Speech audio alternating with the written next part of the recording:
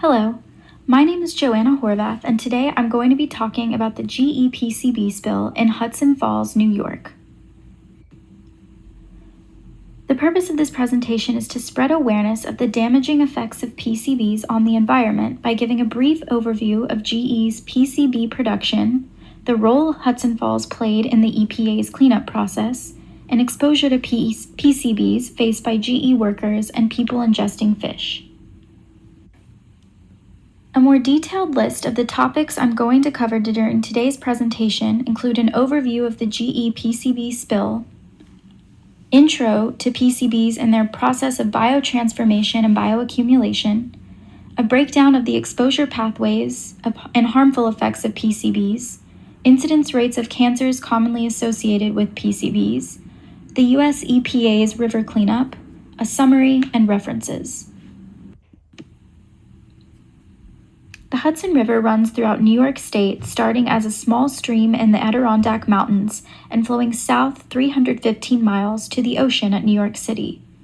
PCBs entered the Hudson from several sources, but the largest sources are two now decommissioned capacitor manufacturing plants owned by General Electric in Fort Edward and Hudson Falls.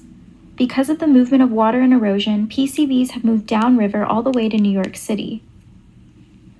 Founded by Thomas Edison in 1889, Edison General Electric mirrored the growth of industrial America from the steam age to the age of electricity and beyond.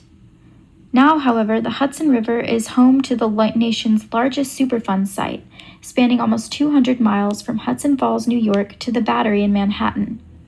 Because of the General Electric PCB spill into the Hudson River, New York will have to bear the burden of GE's PCB contamination for the foreseeable future.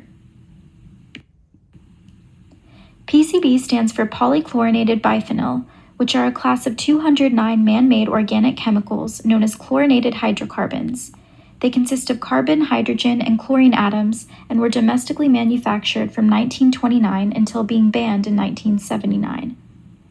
PCBs have a range of toxicity and vary in consistency from thin, light-colored liquids to yellow or black, waxy solids. They were used in hundreds of industrial and commercial products and may still be present in any materials produced before 1979. There are many effects of PCBs, which you can see listed here. The effects include neurological and reproductive effects, as well as immunodeficiencies and even some cancerous effects.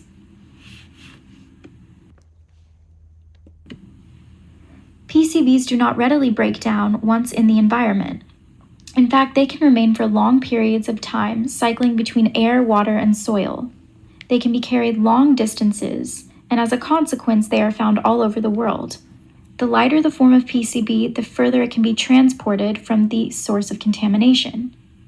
This chart shows the human exposure pathways for PCBs. The largest is food. PCBs can accumulate in leaves and the above-ground parts of plants and food crops, in addition to being taken up in the bodies of small organisms of fish. As a result, people who ingest fish may be exposed to PCBs that have bioaccumulated in the fish they are ingesting. Catfish, buffalo fish, and carp usually have the highest PCB levels. This figure of data collected from a study done by the New York Department of Health shows the percentage of fish from the Hudson River consumed on a yearly, weekly, or monthly basis. Out of the 460 New Yorkers who responded yes when asked whether or not they eat fish out of the Hudson River.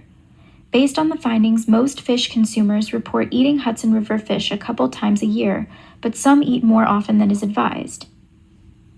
It is important to know the proper way to prepare fish in order to eliminate PCB intake. This includes cutting off the fat of any fish you catch and broiling the fish to let the fat drip away. PCBs are not easily removed from the body and tend to concentrate in fatty tissues and persist at elevated levels in the bloodstream. In data collected from the CDC State Cancer Profile for all ages and sexes, this bar chart shows the age-adjusted incidence rate of cancer cases per 100,000 for New York State, Washington County, which is home to Hudson Falls, and Saratoga County, for 5 cancers commonly associated with PCB exposure. As you can see, rates are much higher in Washington and Saratoga counties compared to New York State for 3 of the 5 cancers.